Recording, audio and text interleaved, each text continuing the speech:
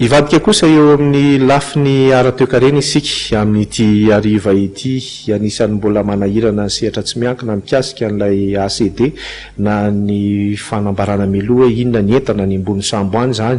Raha ny fantatra aloha dia ny fitondram-panjakana amin'ny alalan'ny APMF dia efa tongotra mbiandakana ny azy, tsy maintsy mametraka an'izany ACD zany fa ny fampiresahana amin'ny sehatra tsy miankina ary ny fandresen-dahatra an'izy ireo no imasoan'ny zareo amin'izao fotoana izao. Claudia Rasoluson sy Laza Morgane no mamitina an'izay.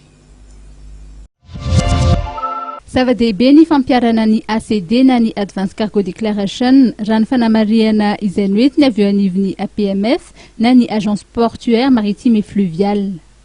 Io zany no fitaovana no eritreretin'ny Madagasikara ahafahana manatsara ny sûreté sécurité eo amin'ny lafiny maritime. Raha tsy misy ny sécurité sûreté ny port maritime dia zava-poana ihany le izy satria raha ohatra ka sanatsiavina hitovy amin'ny resaka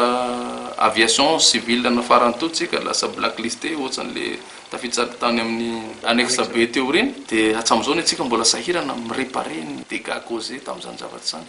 Ny volana febroary lasa teo dia nisy ny fionana teo amin'ny APMF ny ministry ny industrie, ny ministry ny fitaterana ary ny sehatra tsy miankina ka tapaka tao anatin'izany fa isy ny komity atsangana.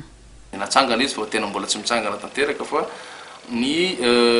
avy ao amin'ny ministère de l'industrie moa zany misy an'le plateforme dialogue public privé zany no misahana azy zavatra ary fa nisy réunion ray voalohany arahana inanao zay le hoe hananganana komité anankiray zany samy manana ny filazany azy manko zahay taty amin'ny administration zao nangataka hoe comité de suivi no atao satria efa hita zany hoe tokony fahatao ny application ny ACD zany tokony fahatao dia ny ao amin'ny privé ndray mangataka hoe comité na pilotage no atao ny cellule amin'ny dialogue public privé zao no mbola misorganiser par rapport amin'ny rencontre manaraka dia mbola mianjy an'izay zany tsika amin'izao.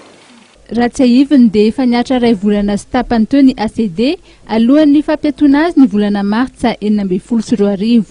Fanamby ho an'ity taona ity ny fametrahana indray ny ACD fa tsy maintsy misy ny fampiresahana amin'ny sehatra tsy miankina.